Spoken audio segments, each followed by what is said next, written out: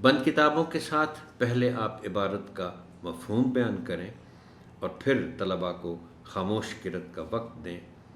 اس کے بعد ان کی کتابیں بند کروا کر منتخب بچوں کو عبارت کا مفہوم بیان کرنے کے لیے کہیں۔ اب اس عبارت کے مفہوم کے حوالے سے اس کا مرکزی خیال جو ہے وہ اس کا عنوان ہی ہے، یعنی آپ چاہے دانتوں کے نکلنے کی بات کریں، چاہے آپ مسواک کی بات کریں، صفائی کی بات کریں،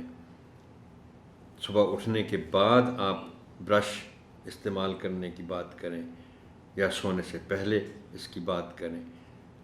تو مرکزی خیال گھوم پھر کے یہ تمام باتیں آتی ہیں دانتوں کی حفاظت کے لیے۔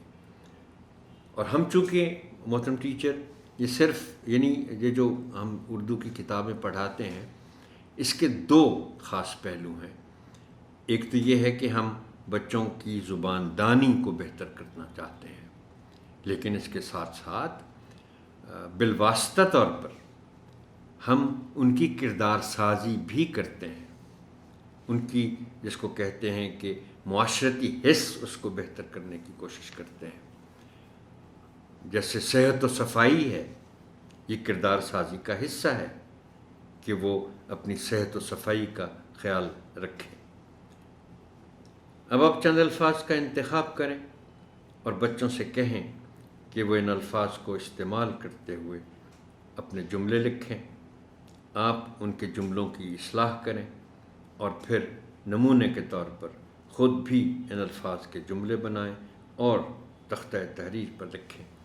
محترم ٹیچر، یہاں میں ایک بہت ہی خاص بات آپ کے گوش گزار کرنا چاہوں گا کہ بہت سے ایسے الفاظ ہیں جن کو استعمال کرتے ہوئے محاورے تشکیل دیے جاتے ہیں، اور آپ کبھی لغت دیکھیں مختلف الفاظ کے معنی دیکھنے کے لیے تو آپ دیکھیں گے کہ صفحات کے صفحات ان محاوروں پر مشتمل ہوتے ہیں۔ آپ دانت لفظ نکالیں تو آپ کو کئی ایک ایسے محاورے ملیں گے دانت لفظ کے تحت جو بڑے دلچسپ ہوں گے۔ یہ صرف آپ کو لغت بتائے گی کہ ایسے محاورے کون سے ہیں، اور پھر آپ ان میں سے چند محاورے منتخب کر کے آپ بچوں کو بتا بھی سکتے ہیں کہ دیکھو یہ ایک لفظ سے کتنے محاورے بنتے ہیں جو آپ اپنی عام گفتگو میں استعمال کر سکتے ہیں۔